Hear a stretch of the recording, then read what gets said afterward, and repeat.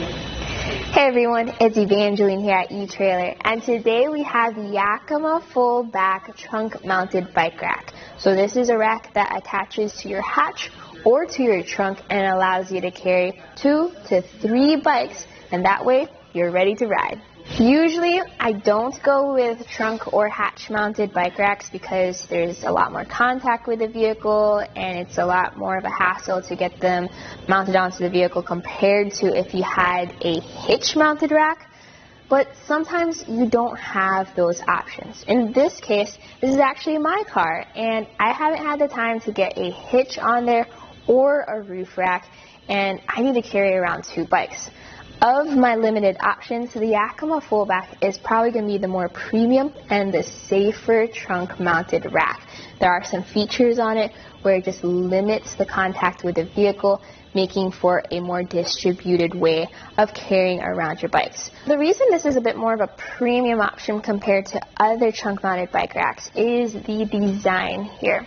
So you can see how it has a top arm as well as a base pad with high quality rubber, and that way you're less likely to scratch or scuff the exterior paint of your vehicle. You also have a cable lock with this rack that helps secure the last bike to the bike rack, and there is a hub design allowing you to adjust the arms up and down as well as adjust the entire rack to make it more of a custom fit for your car. This will fit differently depending on your car. So for different makes and models, the length this will add to the back will be different, but for this Kia Seltos, it sits 33 inches away from the bumper. Now this is a 2-bike version. You can also get this with a 3-bike capacity. The cradles will sit about 7.5 inches away from each other. It also has features like the 3 touch points per bike on their frame, and we'll talk about that later as we install the bike rack and the bikes.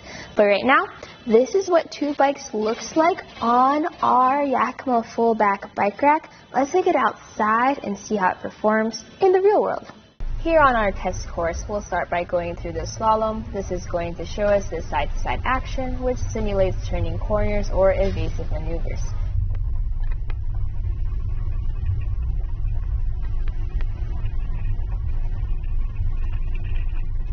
Once we get to the alternating speed bumps, we'll see the twisting action. This will simulate hitting a curb or a pothole or driving over uneven pavement. Now lastly, we're going over some full speed bumps, and you can see here the up and down action, and this will just be like driving in and out of a parking lot, garage, or driveway. So we can see here how the bike rack moves with our truck.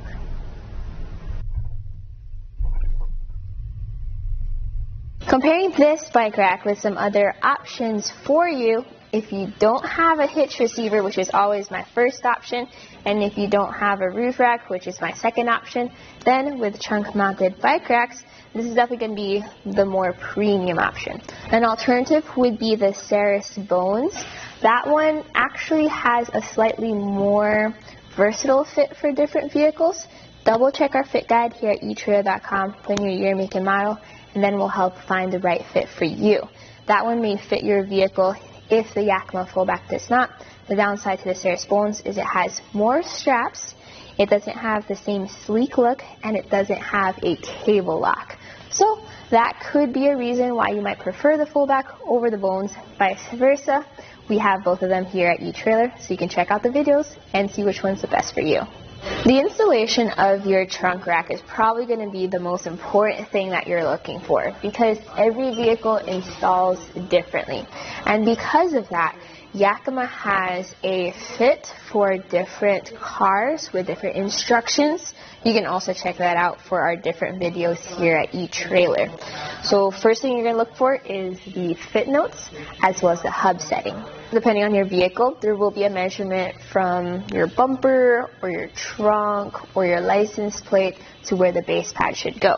In the case of our SUV here, it says 8.5 inches, and that's measured from our bumper to where the base pad should sit. That's usually on a flat surface around the license plate area. Next, there's a hub setting for your vehicle. So when you rotate the dial in the center of the rack, you can then rotate your top arm. So our hub setting for this specific vehicle is number 2. There's an E sticker there so you can see where the notch is. Being mindful of all the straps, go ahead and double check that against your vehicle. Does the base pad sit at the measurement you took earlier? Does the hub setting allow that top arm to sit in a good spot against your vehicle? This looks good. We have a lot of clearances around the car. Now let's set up the straps. The clips have very clear labels for where they're supposed to go. Compared to other brands where it's kind of etched in and not visible, this one you can see right away. If your vehicle says it requires an anchor hook, meaning maybe it has a plastic spoiler and you don't want the hook pulling up against the plastic spoiler, you need it more distributed, you just switch out these hooks to the anchor position. So take out the hook, feed the end of the strap through the hook. We're going to go from the out and then in. And once you fed that strap through, you now have a more distributed base, and this gets fed back into your bike rack. For setting this on your vehicle, I highly recommend getting a friend to help you out at least the first time so you know where all the hooks go.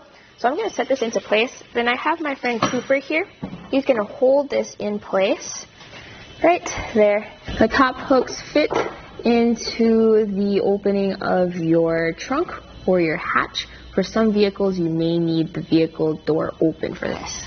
I like to get the top straps tightened down first, even if it's not all the way, but just enough so it holds its position and the person carrying the bike rack doesn't have to lift as much. For the bottom hooks, ideally, if you can, try to fit them in through that bottom door, but what might happen very often is you may have to lift up on your trunk or your hatch. If you have an automatic door, be very careful with this, and again, have your friend handy to just make sure you don't cause any damage to your car. The door is also going to be a little heftier, so lift up, being mindful of the bike rack, get that into place, and then set back down. With all the straps in place, you can now fully tighten down the top strap. Notice how it pulls the bike rack up. And now we can fully tighten down the bottom straps. Pulling down. There we go. If you have a lot of excess strap, that's okay, because you can fold them or roll them up, whichever you prefer, and fit them into the rubber strap holder that's on your bike rack.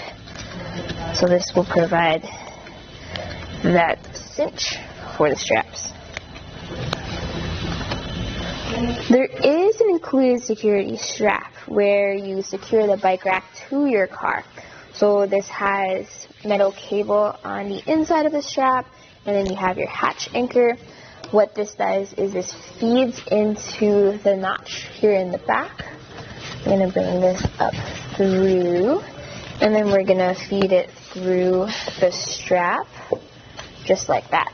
So from this point, you can then either open up your window if it opens up and then put it through there, or have to open up the door again. That's why if you do want to use the security strap, I recommend installing it while you install the bottom hooks. On the other hand, I personally would not be using this as often because it's just another strap making contact with my vehicle's paint. And also, it was a little bit of a hassle to put it onto the vehicle. If someone wants to go through the hassle of taking it off, that's on them at that point.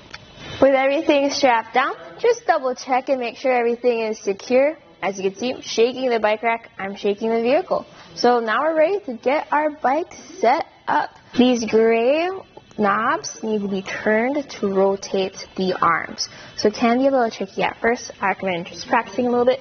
So you're going to turn it as you wiggle the arm around. If you find that they're stiff, that helps a lot. And hold on to it as you lift up. Or if you drop it back down, it will lock into place. So holding it up, lifting up the arm, letting go, and then let it drop down. Because it drops down into position, I do recommend going a little bit higher than where you want it to go, and then letting it drop. Now this being uneven can be good if you're carrying around a single bike of a different frame level. That way you can get your bike as level as possible. With 2 bikes, you can't make that individual adjustment. So for most vehicles, you'll want the arms either parallel to the ground or slightly angled upwards if you can't get them completely parallel. That way your bikes aren't leaning as far down, but it also depends on how your bikes sit on the carrier. Now this is usually when you start putting the bikes on. These are zip strips that fit into the cradle. You just push down and you hear them zip down. Notice the rubber on the zip strip, which matches the rubber on the cradle. The cradle also has grooves on the inside. That way if you have brake lines, it gives space for that. When you do need to remove it, you just press these levers and lift the zip strip up. To load the bike up, push that 3rd cradle in to give yourself more space. Get your first bike, lift it up and into the arms and settle it onto the cradle. Notice the position of our bike here, where we have our drivetrain facing away from the car. A little bit different compared to hitch mounted racks. Once it's in place, we can then push the frame of the bike up as far as it can go against the cradle, so we have a flush fit all around. And now for the zip strips. Do the back strips first and make sure they're flush against your frame, providing the best fit. And then make sure all 3 are firmly connected. With your mountain bikes, they usually work for the hanging rack. I've found that small frames don't really have a triangle that's large enough though to fit through the arms. So that's something worth considering. Notice here how we have the bike backwards to the first bike. And you are going to have to deal with handlebars and pedals and drivetrains being in the way.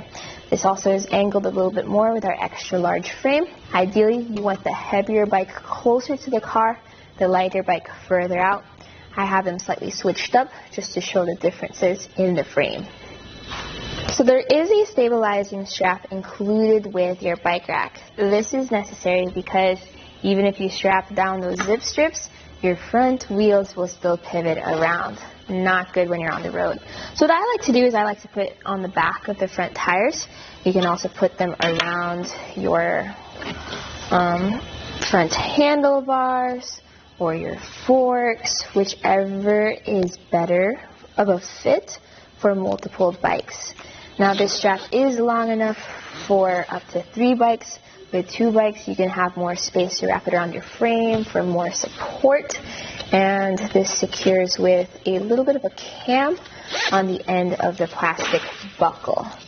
So make sure it's cinched tight before you ride.